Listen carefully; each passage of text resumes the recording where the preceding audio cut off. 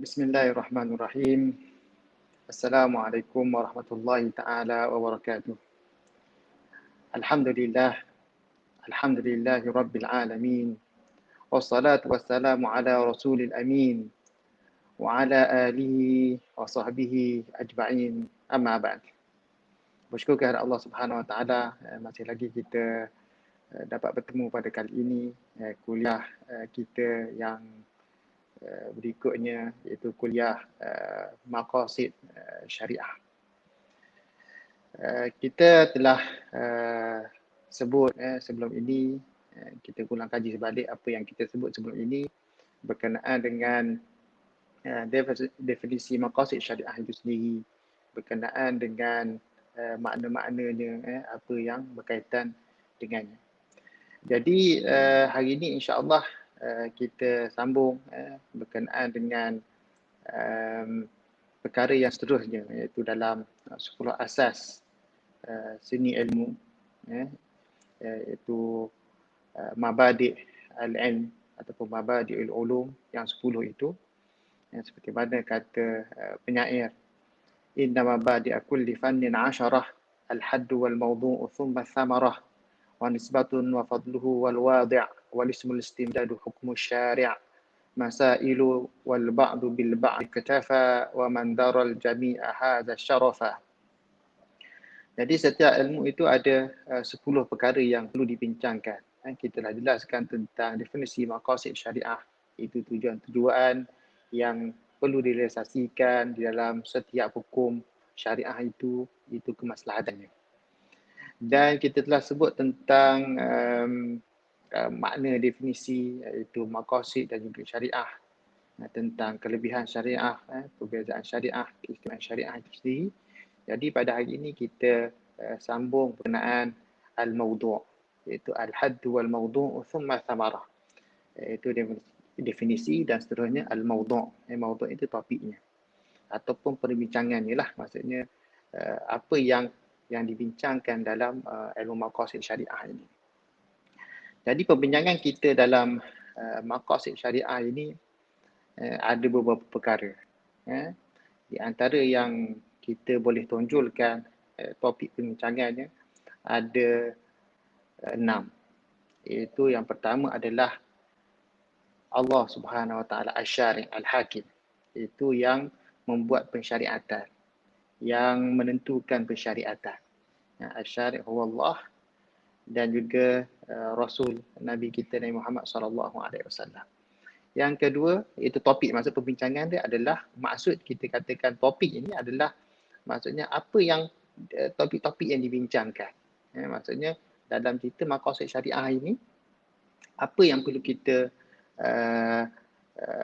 para ulama membincangkan dalam maqasid syariah.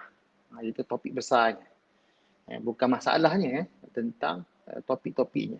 Iaitu pertama adalah kita sebutkan tadi adalah iaitu yang membuat pensyariatan, yang menggubal undang-undang, iaitu Allah Subhanahu Wa Taala dan juga Rasul sallallahu alaihi wasallam.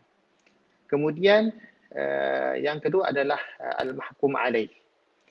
Mahkum alaih, ada yang membuat menggubal, iaitu Allah Subhanahu Wa Taala. Mahkum alaih ini adalah mukallaf itu sendiri, yang diberikan yang perlu mengikut undang-undang.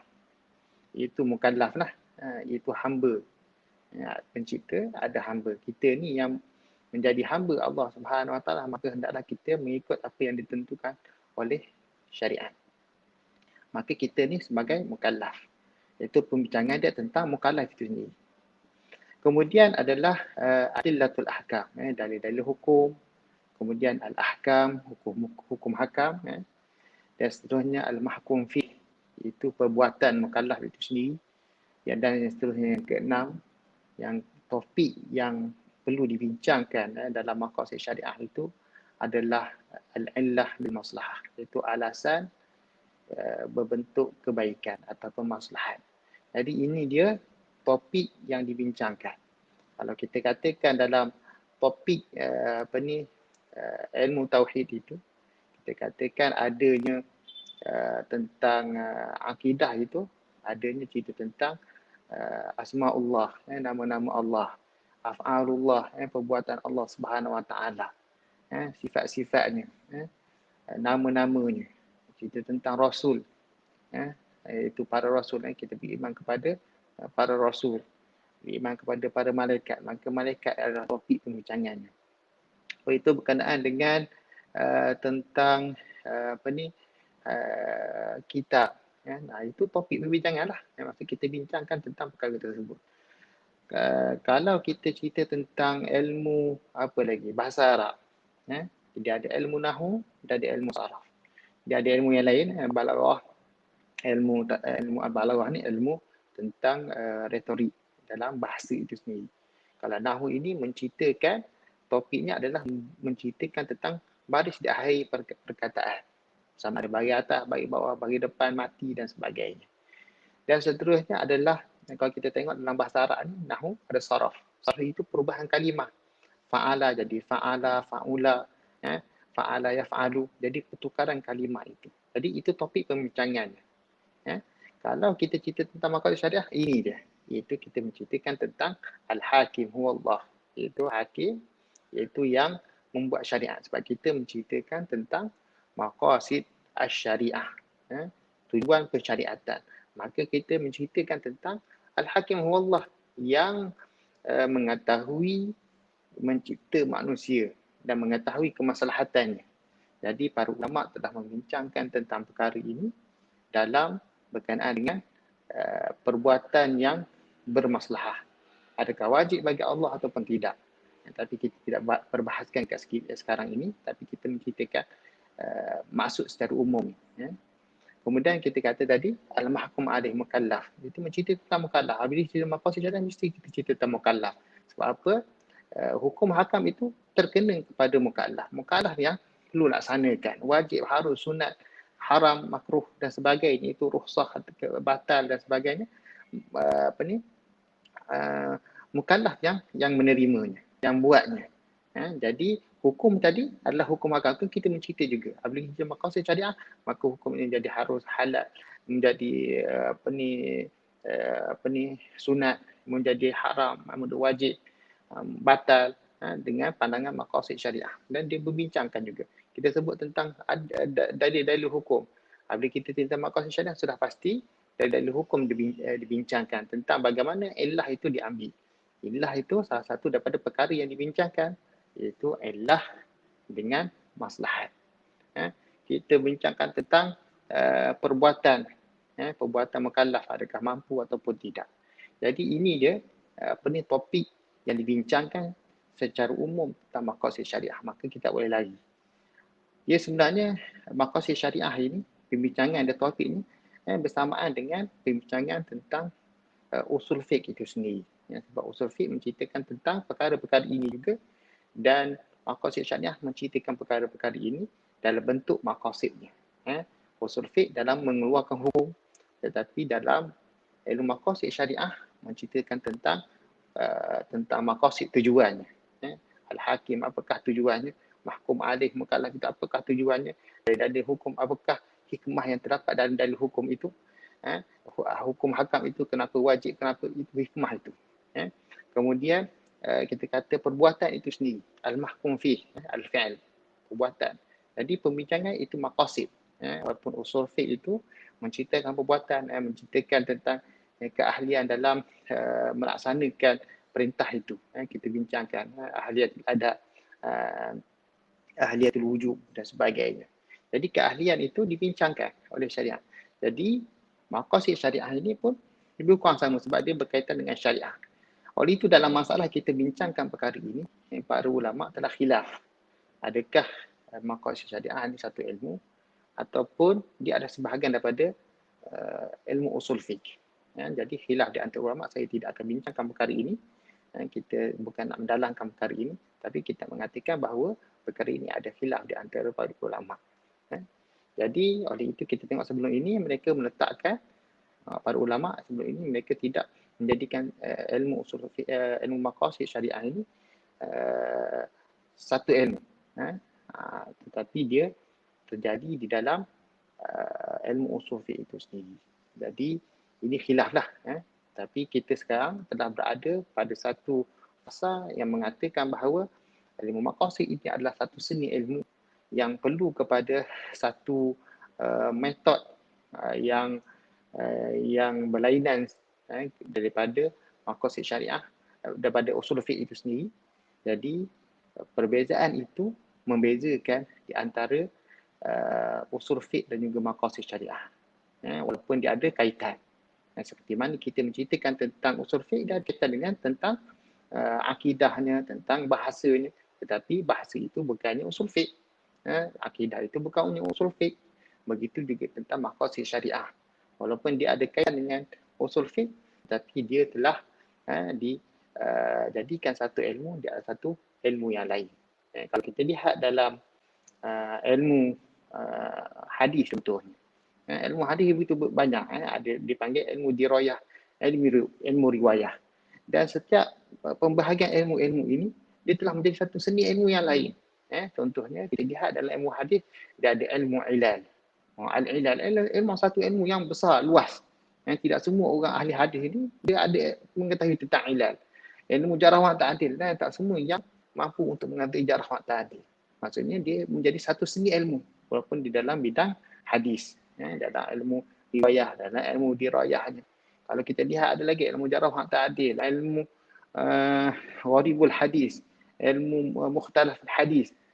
Satu ilmu yang menjadi satu seni ilmu walaupun semua itu berkaitan dengan hadis Nabi SAW. Begitu juga dengan maqasid syariah ini, dia merupakan satu seni ilmu yang khusus, yang dijadikan sebagai satu medan untuk kita fahami dalam mengeluarkan hukum hakam, seperti mana kita sebut dalam topik ilmu maqasid itu sendiri. Jadi ini dia. Jadi apabila kita sebut, kita panjangkan sikit maksud-maksud ini ataupun topik-topik ini, walaupun saya telah jelaskan beberapa perkara tadi. Al-Hakim ini biasanya kita akan lihat topik ini, topik Al-Hakim ataupun penggubal hukum ataupun penggubal undang-undang ini, Allah dan juga Rasulnya. Sebab apa? Kenapa Allah Subhanahu Wa Taala pensyariatan itu jelas. Al-Quran, Allah Subhanahu turunkan Al-Quran itu mengikut apa yang diperintahkan oleh Allah Taala, dan Nabi juga telah menjadi syarat yang membuatkan hukum. Pada itu Allah Subhanahu Wa Taala berfirman, "Wa ma atakumur rasulu fakhuduh wa ma nahakum anhu fantahu." Apa yang datang daripada Nabi hendaklah kamu ambil. Apa yang dilarang maka hendak kamu terlarang daripadanya. Jadi Rasul itu sebagai penggubal hukum. Dia bukan hanya sekadar pengantar risalah ataupun pengantar mesej saja ataupun pengepus, seperti mana yang didakwa setengah golongan yang menyeleweng, mengatakan Nabi itu ataupun Rasul itu adalah pengepus sahaja. Tak, Nabi itu adalah penggubal hukum. Dia kita ambil daripada baginda SAW, hukum daripadanya. Pada itu Allah Subhanahu Wa Taala berfirman, "Qul atii'ullah wa atii'ur rasul." Katakanlah taat kepada Allah dan juga taat kepada Rasul. Maka maksud di situ taat kepada Allah dan juga taat kepada Rasul, ikut perintah Allah dan ikut perintah Rasul. Qul in kuntum tuhibbunallah fattabi'uni. Jika kamu cintakan Allah maka ikut aku. Maksudnya ikut apa yang dibawa oleh Nabi SAW. Bukan apa yang dikandaki oleh nafsu kita. Bila kita faham perkara ini, maka kita tidak katakan bahawa Al-Quran sebagai satu sumber sahaja. Seperti mana yang kita tahu, golongan-golongan yang menolak hadis ataupun anti hadis ataupun golongan yang dipanggil Quranis, berpegang pada hanya kepada Quran, tak nak guna hadis. Mereka ini menolak hadis Nabi SAW. Padahal kedua-dua itu adalah hakim. Maka kita taat kepada Allah Ta'ala, taat kepada Rasul. Apa yang kita masukkan di sini adalah dalam ilmu maqasid. Kalau kita lebih sedikit kepada masuk pada usul fiqh, tapi kat sini kita nak ceritakan tentang Al-Hakim ini, Allah Subhanahu Wa Taala dan Rasulnya ini, itu dipanggil perbincangan akan disebut dalam istilah yang biasa kita dengar selepas ini, dipanggil maqasid asy-syari', tujuan syariat, tujuan syarak, tujuan Allah, tujuan Rasul, tujuan dalam menciptakan hukum itu, menggubahkan hukum hakam itu. Jadi pembincangan itu dipanggil Al-Hakim. Oleh itu kita kata pembincangan hukum maqasid syariah itu, topik dia adalah maqasidus syari' itu. Allah Subhanahu Wa Taala yang menentukan hukum dia dah, tujuan dia. Apa yang dikehendaki oleh Allah Subhanahu Wa Taala dalam pensyariatan. Okey. Saya harap boleh faham. Yang kedua, kita sebut tadi tentang mahkum alaih. Itu mukallaf. Ada yang mengubal hukum, ada yang kita katakan tadi sebagai yang menerima hukum tadi. Nah, kita lah sebagai hamba Allah Subhanahu Wa Taala yang mentaati, mempercayai Allah Subhanahu Wa Taala, beriman kepada Allah Subhanahu Wa Taala, maka kita lah yang menerima hukum. Jadi perbincangan biasanya akan kita sebut maqasidul mukallaf. Perkara ini telah dijelaskan oleh para ulama terdahulu. Dan dijelaskan juga oleh Imam Asy-Syatibi rahimahullah tentang maqasidul mukallaf. Maksudnya maqasidul mukallaf ini seperti mana yang disebut oleh Imam Asy-Syatibi, wa ikhrajul mukallaf an da'iyati hawa an da'iyati hawa hatta yakuna 'abdan lillah ikhtiyara kama huwa 'abdun lillah ittirara. Itu mengeluarkan mukallaf itu, kita lah mukallaf. Mukallaf ni maksudnya kita sebagai manusia yang diperintahkan, yang patut ikut taat kepada Allah Subhanahu Wa Taala. Maka si mukallaf itu hendaklah mengikut perintah Allah Subhanahu Wa Taala. Ikhrajul mukallaf an da'iyati hawa, mengikut hawa nafsu dia. Kepada mengikut Allah Subhanahu Wa Taala secara ikhtiar, secara kehendak dia sendiri. Dia pilih nak masuk Islam ke tak nak, kan dia tu pilih. La ikraha fid din, tiada paksaan dalam agama. Kama huwa 'abdun lillahi tirara, seperti mana dia adalah hamba Allah secara terpaksa. Memang dia hamba Allah Ta'ala. Sebab Allah Ta'ala yang menciptakan alam, menciptakan dia.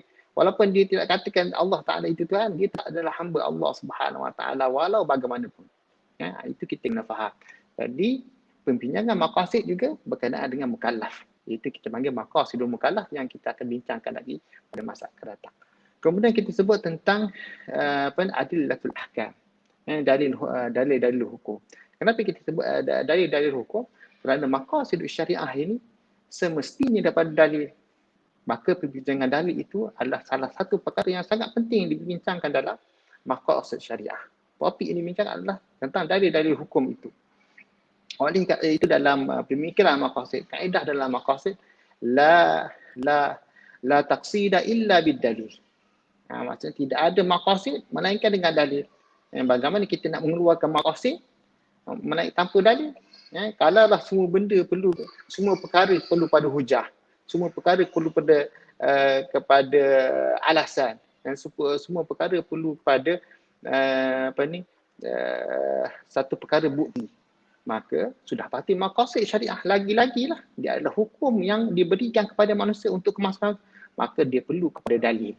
Maka tidak ada maqasid melainkan dalil, maka perbincangan itu adalah dalil. Maka kita cerita tentang maslahahnya, kita cerita tentang kebaikan, cerita tentang keburukan, maka hendaklah kita kembali kepada dalil-dalil syarak. Maka ini topik bincang panjang kita akan bincang nanti insya-Allah dengan izin Allah Subhanahu Wa Taala jika dipanjangkan umur kita. Kemudian kita membincangkan tentang hukum. Hukum hakam ini dia ada hukum taklifi, hukum wad'i, seperti mana kita fahami dalam usul fiqh, begitu juga dibincang di dalam maqasid syariah. Dalam maqasid syariah lagi dah dia lebih terperinci. Oleh itu Imam Syatibi telah membahagikan tentang sunat itu, harus itu kepada bahagian-bahagian yang lain. Begitu juga dengan sunat dia, dengan wajib. Dia mengatakan bahawa hukum harus itu terbahagi kepada 5. Nanti insya-Allah kita akan bincang, tapi saya sebutkan juga supaya kita jelas. Kenapa kita katakan hukum hakam adalah salah satu topik yang dibincangkan dalam maqasid syariah. Kerana apa? Dia kata tadi ada 5. Syatibi kata ada 5. Dia kata mubahun bil kull, wajibun bil juz. Contoh dia kata kan. Dia kata dia adalah harus secara keseluruhan, tapi adalah wajib secara juzuk. Maksudnya, contohnya dia kata apa? Makan. Makan itu adalah harus. Tetapi jika kita dah lapar sangat, boleh menyebabkan kita mati, maka dia menjadi wajib. Dia bukan jadi harus dah. Hatta sekalipun memakan makanan yang diharamkan oleh Allah Subhanahu Wa Taala, seperti babi contohnya. Haram, memang haram. Contoh lain boleh ke nak beri contoh, tapi kita beri contoh yang mudah ni. Haram makan babi contoh ni kan. Jadi perkara itu diwajibkan. Bukannya harus sahaja, makan tu harus, tapi dia diwajib ketika mana kita memerlu kepadanya. Dia kata lagi, mubahun bil kulli, mustahabun bil juz'i. Dia harus secara secara umumnya, tapi dia menjadi sunat secara juz'inya, secara cabangnya, ataupun secara sebahagiannya. Juz'inya sebahagianlah, furu'nya. Iaitu seperti apa? Makan menjadi sunat. Dia harus, tapi menjadi sunat. Ketika mana kita berhadapan dengan seorang kita memanggil, datang menjadi tetamu kepada kita, seseorang itu, kita makan bersamanya. Maka kalau kita tak makan, dia tak makan. Maka kita makan bersama, maka apa yang sedap-sedap itu yang kita sediakan itu, maka kita panggil adalah perkara yang sunat. Jadi dia sunat. Bukan jadi harus saja, dia akan menjadi sunat. Jadi dikata mubahun bil kulli, makruhun bil juz'i. Dia ada harus secara umum, dia makruh secara juzuknya, sebahagiannya. Jadi perkara ini banyak. Dia juga ada harus secara umumnya, jadi haram secara sebahagiannya. Jadi perbincangan ini disebutkan oleh Imam Syatibi apabila membincangkan tentang definisi para ulama tentang apa yang dikatakan mubah. Jadi dia telah memberikan pecahan ini, maka kita dapat tahu tentang hukum hakam ini dari sudut maqasid syariahnya. Jadi perbincangan hukum hakam ini itu salah satu daripadanya, tentang harus. Sebab kita kata hukum taklifi itu ada 5. Seperti mana yang disebutkan oleh ada 5. Ada kata 6. Tak salah, kita nak ambil yang kita boleh faham ni dulu. Benda ni kalau kita jadi khilaf ni, semua khilaf belaka, payahlah kita nak faham tak? Maksudnya kita 5 tadi, ada wajib, adanya sunat, adanya harus, adanya makruh, adanya haram. Jadi hukum yang 5 ini, dia panggil hukum taklifi ini, dibincangkan dalam maqasid syariah. Sangat penting. Oleh itu, kata Imam Ibn Qayyim al-Jauziyah tentang hukum hakam ini. Kan? Dia kata dia berubah, dia kata. Oleh itu Ibn Qayyim al-Jauziyah disebut dalam kitab beliau I'lamul Muwaqqi'in an Rabbil Alamin, tentang usul fiqh. Dia cerita dalam buku dia I'lamul Muwaqqi'in an Rabbil Alamin, cerita tentang usul fiqh dalam ni. Dia sebut dalam kitab yang juzuk yang ketiga dalam kitab beliau, surat yang pertama lah lebih kita katakan, surat ketiga lah. Maksudnya surat pertama lah dalam perbincangan yang juzuk ketiga ini. Dia kata apa? Faslun fi taghyiril fatwa wa ikhtilafiha bihasabi taghayyuril azminati wal amkinati wal ahwali wan niyati wal awa'id. Pasal pada perubahan fatwa, iaitu perubahan mengeluarkan hukum. Hukum itu apa dia? Sunat, wajib, harus, makruh tadi. Batal, sah, itu wad'i lah, hukum wad'i. Dia ada batal, sah, azimah, rukhsah, kan? Jadi perubahan fatwa itu harus apa semua tu mengikut perubahan waktu, azminah. Bihasabi taghayyur azminah, berubahnya waktu-waktu. Wal amkinah, berubahnya tempat. Tempat panas, tempat sejuk kita kat Malaysia ni kan. Macam mana? Panas. Mesti sejuk, kat negara sejuk macam mana? Wal ahwal dan keadaan. Wal niat, dan niat tu berubah. Niat masuk berubah lain dah. Contohnya niat berubah. Contohnya dia kata, dia bersumpah, aku tak nak makan daging. Kan? Dimaksudkan daging di situ adalah daging lembu, bukan daging kambing. Sebab kambing disebut kambing. Daging lembu dia lembu. Ada disebut daging. Kan? Ataupun ayam contohnya. Diniatkan daging itu adalah daging lembu dengan daging kambing. Tapi daging ayam boleh makan tak? Sebab dia niatkan daging itu daging lembu. Jadi mengikut niat dia. Maka haram itu pada daging lembu sebab dia bersumpah jangan tak makan daging contohnya. Maka dia boleh makan ayam contohnya. Sebab apa? Dia niat bahawa daging yang maksudkan adalah daging lembu. Kan? Jadi ini perubahan itu berubah. Hukum hakam. Jadi sunat jadi harus, jadi wajib. Kan? Begitu juga wal awaid, mengikut uruf ataupun tentang adat suatu tempat. Jadi perubahan itu dibincangkan dalam maqasid syariah. Yang perubahan hukum hakam itu Bukan hanya kita bincang usul fiqh. Betul, usul fiqh itu salah satu, tapi dia adalah maqasid adalah satu cabang ilmu yang lebih daripada kita bincang tentang maqasid, tujuan persyariatan itu sendiri. Jadi ini perubahan. Oleh itu kata Ibn Qayyim lagi sambung dia kata, inna syari'ata mabnaha wa asasuha 'ala al-hikami wa masalih al-ibad fil ma'ashi wal ma'ad. Sungguhnya syariat ini terdasar kepadanya, pembinaannya, mabnaha wa asasuha, asasnya 'ala al-hikam, di atas hikmah-hikmah, di atas masalah wa masalih al-ibad, maslahah ibad, hamba-hamba fil ma'ash, di atas muka bumi ini, wal ma'ad, di hari kemudian nanti. Maksudnya dia terasas kepada maslahah. Okey, nanti kita akan bincangkan sikit lagi. Ini kita katakan dia berubah. Dia sebab asas dia adalah hikmah. Jadi dia berubahlah. Mengikut masa, mengikut tempat, mengikut niat, mengikut adat setempat dan sebagainya.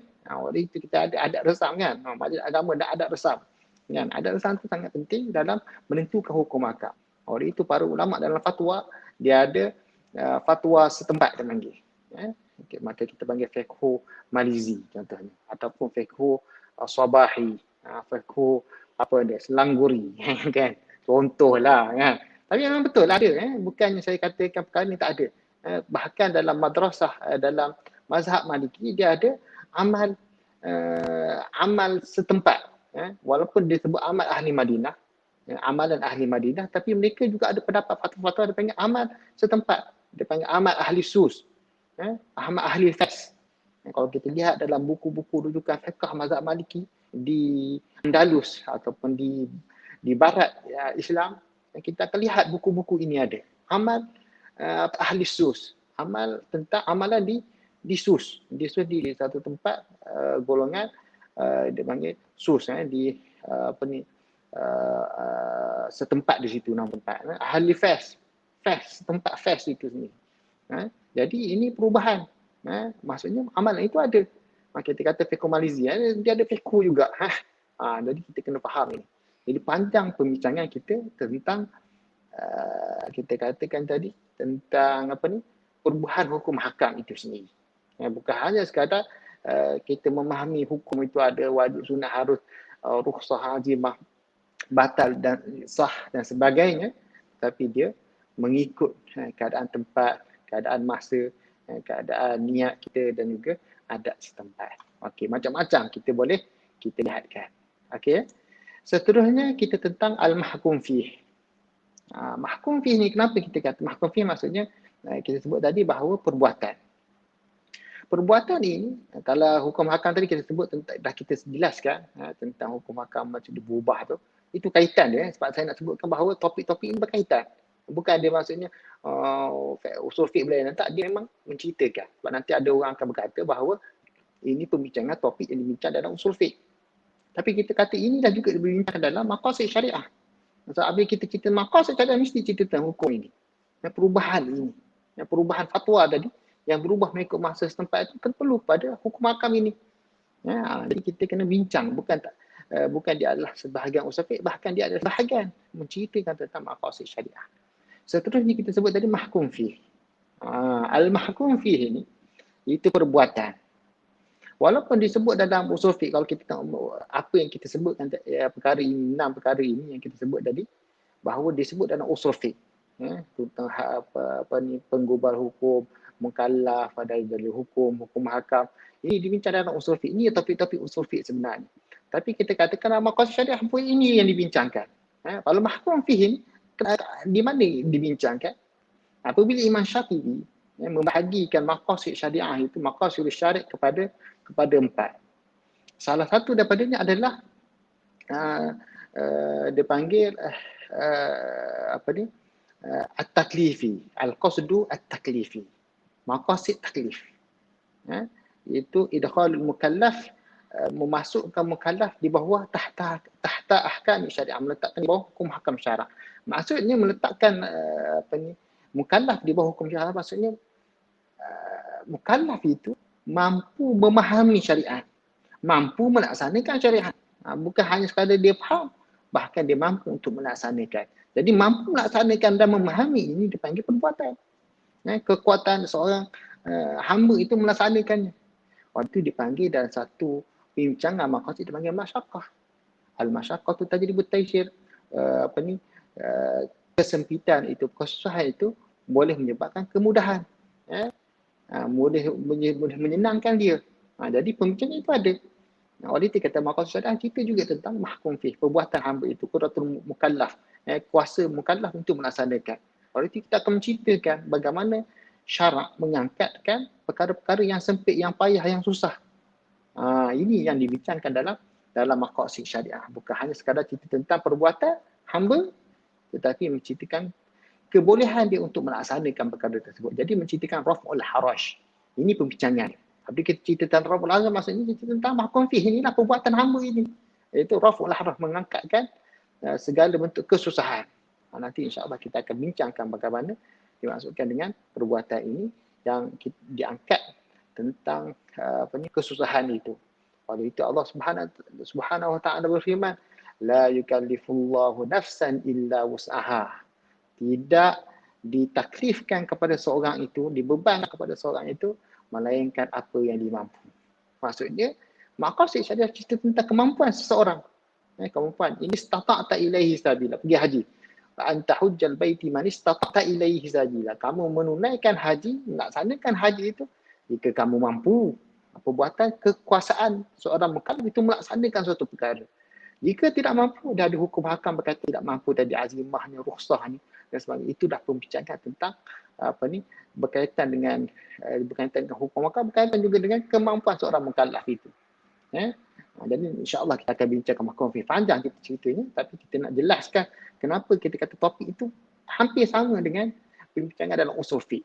Tapi dia juga dibincangkan dalam maqasid syariah. Kemudian cerita tentang yang terakhir yang kita boleh sebut di sini adalah tentang maslahah. Ini yang sangat penting dan ini yang membezakan di antara cerita tentang usul fiqh. Tadi berkaitan dengan usul fiqh. Ada 5 perkara tadi. Kan? Yang seterus ini yang terakhir yang saya sebut al-illatu bil maslahah. Illah dengan maslahat ataupun alasan dengan maslahat. Inilah pembincangan khusus yang membezakan kebanyakan perbincangan usul fiqh. Alasan bermasalah, walaupun illah bil masalah ni, illah itu sendiri dalam usul fiqh ataupun cerita tentang munasabah. Apa itu illah? Illah al-illatu hiya wasfun zahirun muntabitun. Kan, illah itu adalah satu sifat yang tetap munasiban lil hukum, bersesuaian dengan hukum. Jadi apabila disebut munasib, dia ada munasib mursalah. Bila munasib mursalah, munasib kesesuaian itu kebaikan lah. Kesesuaian manusia dengan perbuatan tersebut, maka dia panggil maslahah. Jadi ini dikatakan walaupun disebut dalam usul fiqh, tapi perkara ini lagi menonjol apabila kita cerita tentang maqasid syariah. Ini kita kena faham lebih lah. Walaupun saya panjangkan kat sini supaya apa, kita nampak kenapa saya sebutkan topik-topik ini, supaya kita nampak bahawa maqasid syariah ini dia. Apa punya maqasid ini pembincangan dia. Dia tak lari menceritakan tentang perkara ini. Dia tak menceritakan perkara selain daripada ini. Dia sebab ada syariah itu menceritakan hukum hakam juga, menceritakan tentang mukallaf, menceritakan tentang perbuatan mukallaf, itu hukum hakam tentang dalil, tentang pengubah hukum itu syarak. Dan yang dikhususkan adalah mencerita tentang maslahah, lebih luas, lebih diturunkan. Jadi oleh itu kata Ibn Qayyim, seperti saya sambung balik apa yang disebutkan oleh Ibn Qayyim tadi, bahawa dikatakan inna syari'ata mabnaha wa asasuha 'ala al-hikam min masalihil 'ibad fil ma'ash wal ma'ad. Sungguhnya syariah ini terdasar kepadanya, asas kepadanya, prinsipnya di atas hikmah dan juga kemaslahatan hamba di atas muka bumi ini dan juga di hari kemudian, wal ma'ad. Dan disebutkan lagi dia kata wahiya adlun kulluha. Ini maqasid maslahah itu. Kita tentang hikmah itu, maslahah itu. Sebab itu kita kata sebelum ini bahawa perkataan maqasid syariah dia bersamaan dengan hikmah, dengan rahsia-rahsia. Kita sebut definisi sebelum ini. Hikmah, rahsia-rahsia, faedah, manfaat, alasan. Semua itu ada dipanggil sebagai maqasid. Kan? Jadi maqasid ini maslahah ini, dia kata apa? Wahiya adlun kulluha. Maka syariah itu semuanya adil. Tu dia. Syariah ini tidak satu pun yang tidak ada. Wahiya adlun kulluha wa rahmatun kulluha, dia adalah rahmat semua sekali. Wa masalihu kulluha, dan semuanya maslahah. Wa hikmatun kulluha, semuanya berhikmah. Tak ada yang tidak ada hikmah. Allah Ta'ala bersuruh buat ini, jangan, semua dia ada hikmahnya. Dia ada keadilan, dia ada rahmat, dia adalah kemaslahatan. Fakullu mas'alatin kharajat 'anil adli ilal jawr. Setiap satu masalah itu terkeluar daripada adil, maksudnya terkeluar daripada keadilan kepada pengkhianatan. Adil tekuk kepada pengkhianat. Wa 'anil rahmat ila titiyah, daripada rahmat kepada berlawanan dengannya, tak rahmat. Tidak ada kasih sayang. Rahmat maksudnya kasih sayang lah. Wa 'anil maslahati ila al-masalah, daripada maslahat kepada keburukan, masalah kebaikan kepada keburukan. Wa 'anil hikmati ila al-abas, daripada berhikmah kepada sia-sia. Kan? Jadi dia kata apa? Falaisat minas syariah. Kata Ibn Qayyim. Maka bukanlah syariah lah tu. Kata apa? Daripada adil jadi pengkhianatan. Adil tak adil pula. Rahmat tidak berahmat pula. Daripada masalah menjadi keburukan. Daripada hikmah sia-sia. Maka dia bukan syariah lah tu. Sebab dah bertukar. Sebab apa? Kita katakan bahawa syariat itu adlun kulluha, adil semua sekali. Rahmat semua sekali. Kemaslahah semua sekali. Hikmah semua sekali. Kan? Jadi kita katakan maka itulah syariat. Jika dia terkeluar je, maka dia bukannya syariat. Falaisat minas syari'ati wa in udkhilat fiha bit-ta'wil, walaupun dimasukkan dengan berbagai-bagai tafsiran. Sebab apa? Tafsiran syariah itu adalah maslahat. Bukan dengan perkara yang merosakkan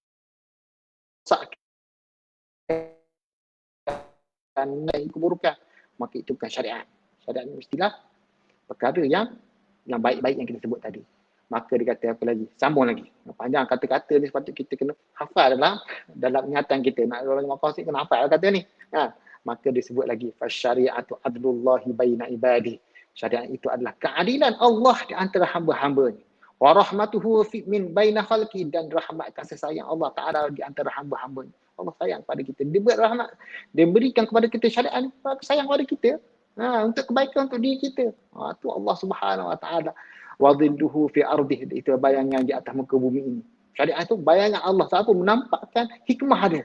Menampakkan kekuasaan Allah Subhanahu Wa Ta'ala. Menampakkan kecantikan Allah Subhanahu Wa Ta'ala. Kita sebut sebelum ini bahawa syariat itu adalah begitu unik. Kita kata Allah Ta'ala ciptakan langit, ciptakan bumi, ciptakan matahari, ciptakan bintang. Cantiknya alam ini. Kalaulah Allah, bukan kalau maksudnya Allah Ta'ala ciptakan syariat, tidak akan dia cantik, tidak akan dia begitu unik. Sudah pasti dia unik. Begitulah kita akan nampak kecantikan Allah Subhanahu Wa Ta'ala. Maka disebut wa dhilluhu fi ardih, maka itu bayangan Allah di atas muka bumi ini.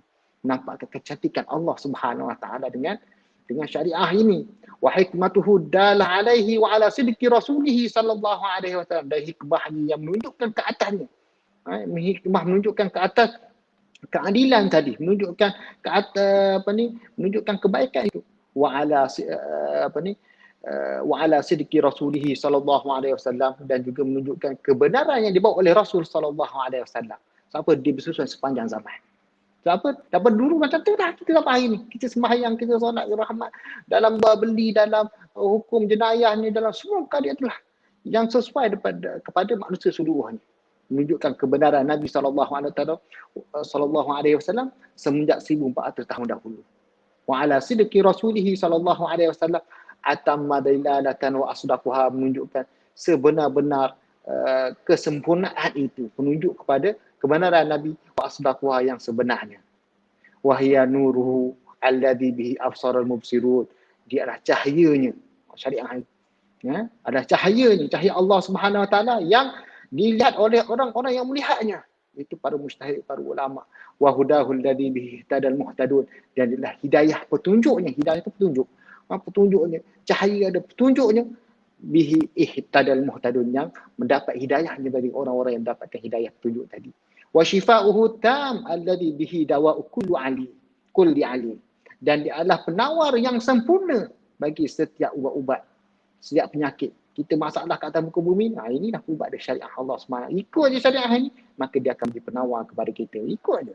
Oleh itu kita kena ikut syariah ni. Kita nak lari, tak nak buat apa, lari daripada syariah ni, maka dia akan dapat penyakit. Kan? Jadi kita kena ikut penawar ni. Wa tariquhul mustaqim alladhi man istaqama alaihi faqad istaqama ala sawa'is sabil, dan dia adalah jalan yang lurus. Dia tak ada bengkok-bengkok, tak ada ke sini. Lurus jelas. Ni jalan dia, sembahyang, puasa, zakat, haji, menunaikan zakat dan sebagainya. Itulah jalan Allah Subhanahu Wa Taala yang jelas, yang lurus, yang kita boleh ikut. Kalau kita menyewang ke sana, mamak kan? Faqad istaqama ala sawa'i sabil, maka dia lurus di atas jalan yang lurus. Jadi itu dia kan kata-kata Ibn Qayyim yang menunjukkan tentang kemaslahatan itu adalah maslahat, alasan bagi uh, topik perbincangan yang begitu luas dalam maqasid syariah. Jadi kesimpulannya dalam perbincangan kita tentang topik pada hari ini bahawa maqasid syariah itu, topik perbincangannya adalah ada 6 yang kita sebutkan tadi.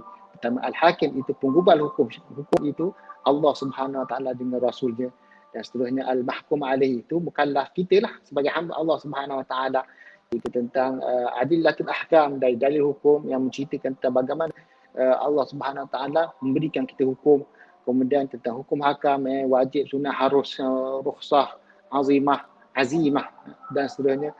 Tentang pembuatan mukallaf itu sendiri, dan seterusnya yang terakhir topik pindangan yang dibincang adalah ilah itu sendiri, alasan itu sendiri, itu kemaslahatan. Ini yang dikatakan al-qasdul ibtidai, seperti mana yang disebutkan oleh Imam Asy-Syatibi rahimahullah. Jadi setakat itu dulu pada hari ini. InsyaAllah kita akan sambung pada masa akan datang yang berkenaan dengan